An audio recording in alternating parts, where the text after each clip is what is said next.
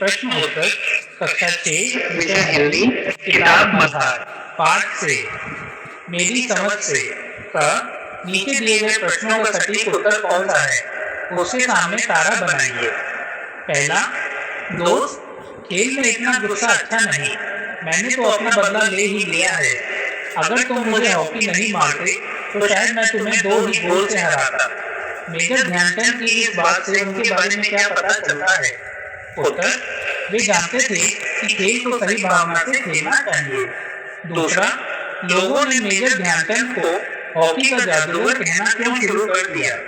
उत्तर, उनके हॉकी खेलने के विशेष कौशल के कारण। हाँ, अब अपने मित्रों के साथ चर्चा कीजिए कि आपने ये उत्तर ही क्यों चुने।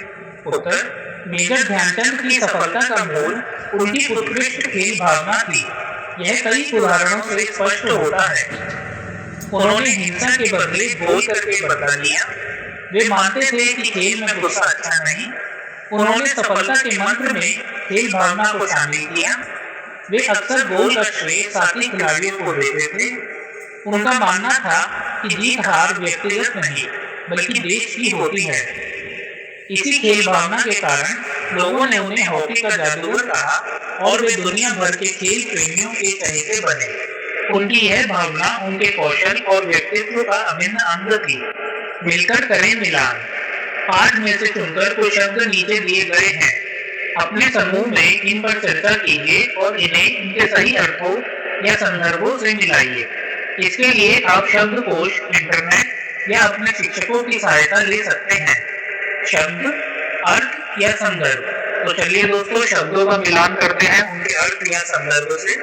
पहला, लांस नायक भारतीय सेना का एक पद, रैंक है। दूसरा, बर्लिन ओलंपिक वर्ष 1936 में जर्मनी के बर्लिन शहर में आयोजित ओलंपिक खेल प्रतियोगिता जिसमें 59 देशों ने भाग लिया था।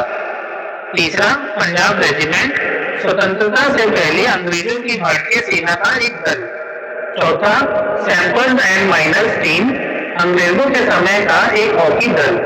पांचवा, सूबेदार स्वतंत्रता से पहले सूबेदार भारतीय सैन्य अधिकारियों का दूसरा सबसे बड़ा पद था। छठा, छावनी सैनिकों के रहने का क्षेत्र। तो दोस्तों, आप भी इनका मिलान कर लीजिएगा। पंक्तियों पर चर्चा। पाठ में से चुनकर कुछ पंक्तियां नीचे दी गई हैं। इन्हें ध्यान से पढ़िए और इन पर विचार कीजिए। आपको इनका क्या अर्थ समझ में आया? अपने विचार कक्षा में अपने समूह में साझा कीजिए और अपनी लेखन पुस्तिका में लिखिए। बुरा काम करने वाला आदमी हर समय इस बात से डरता रहता है कि उसके साथ भी बुराई की जाएगी। उत्तर, यदि कोई व्यक्ति किसी को बुरा भला कहता है, गलत व्यवहार करता है या किसी भी प्रकार की चोट पहुंचाता है तो उसे अपने अंतर मन से ग्लानि का एहसास होता है। उसे ऐसा लगता है कि उसके साथ भी कभी भी कुछ बुरा घटित हो सकता है या जिसका बुरा उसने किया है वह भी किसी न किसी रूप में उसे बदला अवश्य लेगा। जैसे ध्यानचंद जब पंजाब रेजिमेंट की ओर से सैंपर्स एंड माइनर्स टीम के साथ खेल रहे थे तो उनसे मुकाबला न कर पाने पर एक खिलाड़ी ने उनके सिर पर स्टिक दे मारी। लेकिन थोड़ी देर के बाद जब मेजर ध्यानचंद सिर पर पट्टी बांधकर फिर से खेलने आ गए तो वह मन ही मन डरने लगा। मेरी तो हमेशा यह कोशिश रहती थी मैं गेंद को गोल के पास ले जाकर अपने किसी साथी खिलाड़ी को दे दूं ताकि उसे गोल करने का श्रेय मिल जाए। अपनी इस खेल भावना के कारण मैंने दुनिया के खेल प्रेमियों का दिल जीत लिया। उत्तर, इन पंक्तियों में ध्यानचंद के व्यक्तित्व की यह भावना उजागर होती है कि वे अपनी टीम में अपने साथियों का भी पूरा सम्मान करते थे। टीम की जीत का श्रेय केवल स्वयं न देकर पूरी टीम को दिलाना चाहते थे। इसी कारण गोल के पास ले जाकर गेंद अपने किसी साथी को दे देते थे ताकि वह भी गोल कर सके। उनकी इसी खेल भावना के कारण लोग उन्हें पसंद करते थे। ध्यानचंद ने अपने शब्दों में भी कहा है कि खेलते समय मैं इस बात का ध्यान रखता हूँ कि हार या जीत मेरी नहीं बल्कि पूरे देश की है। सोच विचार के लिए संस्मरण को एक बार फिर से पढ़िए और निम्नलिखित के बारे में पता लगाकर अपनी लेखन पुस्तिका में लिखिए। ध्यानचंद की सफलता का क्या रहस्य था? उत्तर, ध्यानचंद की सफलता का रहस्य था उनकी खेल के प्रति सच्ची लगन, साधना और खेल भावना। उन्होंने जब हॉकी खेलना शुरू किया तो वे बिल्कुल नौसिखिए थे। धीरे धीरे अभ्यास से उनके खेल में निखार आता गया और उनको तरक्की भी मिलती गई।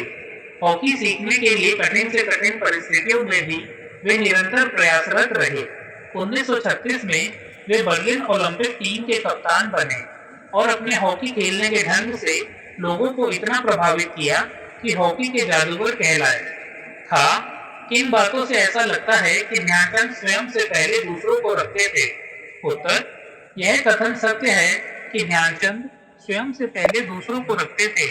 वे गेंद को अपने साथियों के पास ले जाते थे ताकि वे गोल कर सकें। जीत का श्रेय केवल स्वयं न लेकर टीम को देना चाहते थे। दूसरी ओर इस बात का भी सदा ध्यान रखते थे कि हार या जीत उनकी नहीं पूरे देश की हो, जो यह दर्शाता है कि वे सच्चे देश प्रेमी थे। संस्मरण की रचना। उन दिनों में मैं पंजाब रेजिमेंट की ओर से खेला करता था। इस वाक्य को पढ़कर ऐसा लगता है